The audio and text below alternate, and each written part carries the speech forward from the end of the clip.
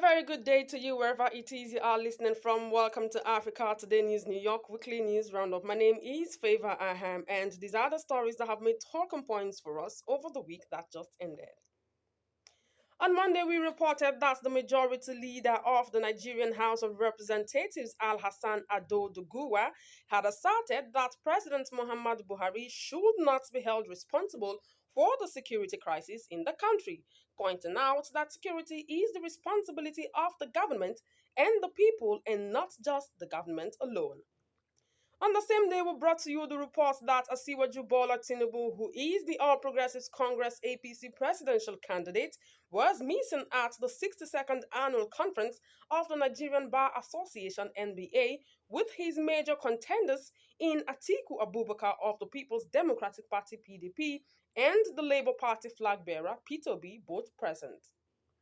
On Tuesday, we reported that the president of Taiwan, Tsai Ing-wen, had announced that the Taiwanese people will continue to hold and remain resolved to continue to defend their island nation after China's huge military drills.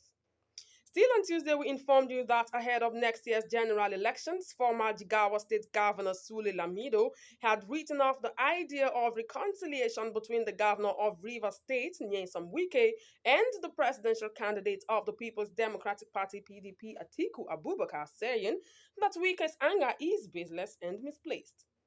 On the same day, we also reported that the popular Nobel laureate, Professor Wole Soyinka, had lampooned the federal government of Nigeria, accusing it of poor handling of the farmer herders crisis in the country, while wondering why the federal government was hesitant to effect a ban on a cattle group Miyetti Allah, while it had already proscribed the indigenous people of Biafra IPOB, a group looking for the secession of the southeast from Nigeria.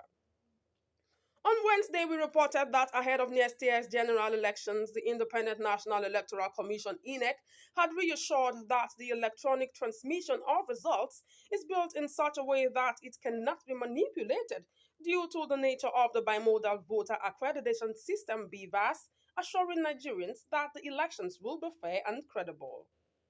Still on Wednesday, we informed you that the outgoing United Nations rights chief, Michelle Bachelet, had announced in a departing plea to the Russian President Vladimir Putin that she wants him to stop Russia's attack on Ukraine because of its unimaginably terrifying impact on civilians.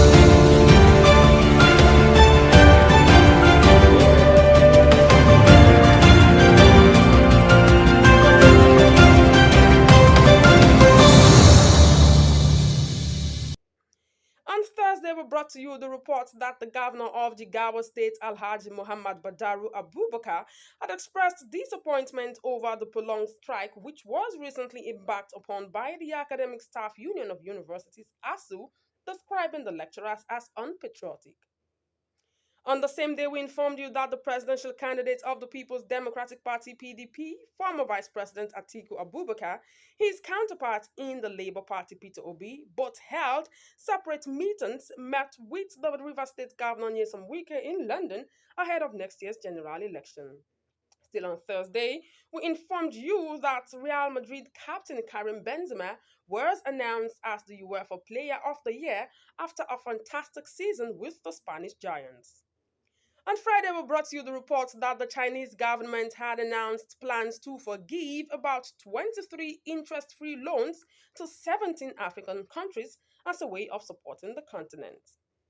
On the same day, we reported that the President of the United States, Joe Biden, finally announced his long delayed move to forgive up to $10,000 in federal student loans incurred over the years for many Americans, while also extending a pause on payments to January following the economic meltdown which has hit the world.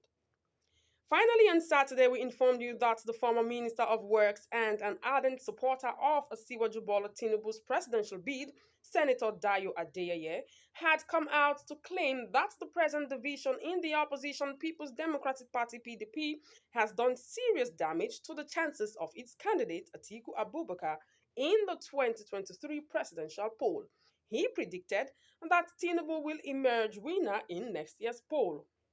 Now that's been it for our weekly news roundup. My name is Favor Aham. Thank you for watching.